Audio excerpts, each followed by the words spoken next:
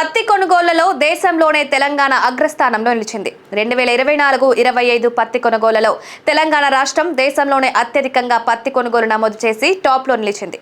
ఈ విషయాన్ని కేంద్ర టెక్స్టైల్ శాఖ అధికారికంగా ప్రకటించింది.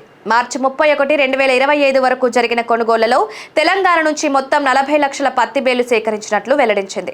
అయితే తెలంగాణ ఉత్పత్తితో పోల్చితే తర్వాతి స్థానాల్లో నిలిచిన రాష్ట్రాలు కనీసం దరిదాపుల్లో కూడా లేకపోవడం గమనార్హం.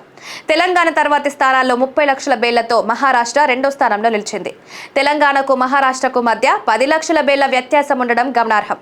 గుజరాత్ 14 లక్షలు, కర్ణాటక 5 లక్షలు, మధ్యప్రదేశ్ 4 లక్షలు, ఆంధ్రప్రదేశ్ 4 లక్షలు, ఒడిశా 2 లక్షలు, హర్యానా, రాజస్థాన్, పంజాబ్ రాష్ట్రాలు 1.15 లక్షల బేళ్లు మాత్రమే ఉత్పత్తి చేసినట్టు కేంద్రం వెల్లడించిన లెక్కలు చెప్తున్నాయి. దేశవ్యాప్తంగా 508 పత్తి కొనుగోలు కేంద్రాలు ఏర్పాటు చేసి ఎంఎస్పీ కింద 100 లక్షల బేళ్లకు సమానమైన 525 లక్షల క్వింటాళ్ల విత్తన పత్తిని కేంద్రం సేకరించింది. తెలంగాణలో సిపిఐ ఆధ్వర్యంలో 94 పత్తి కొనుగోలు కేంద్రాలు ఏర్పాటు చేశారు. ఈ కేంద్రాల ద్వారా రాష్ట్రంలోని సుమారు 4.43 లక్షల మంది పత్తి రైతులు తెల్ల బంగారాన్ని విక్రయించారు. దేశవ్యాప్తంగా 21 లక్షల మంది పత్తి రైతులకు కేంద్ర ప్రభుత్వం 37,450 కోట్ల రూపాయలకు పైగా చెల్లింపులు చేసింది.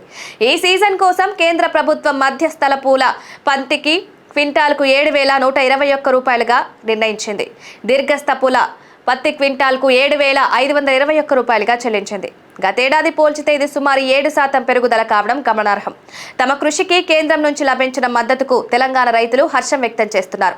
పంటకు సరైన ధర లభించడం వల్ల నష్టాలు తప్పాయని, పత్తి కొనుగోలులో తెలంగాణను నెంబర్ 1 స్థానానికి చేర్చడంలో రాష్ట్ర ప్రభుత్వ ప్రోత్సాహం, సిసిఐ తక్షణ స్పందన కీలక పాత్ర వహించాలని రైతు సంఘాల ప్రతినిధులు తెలిపారు.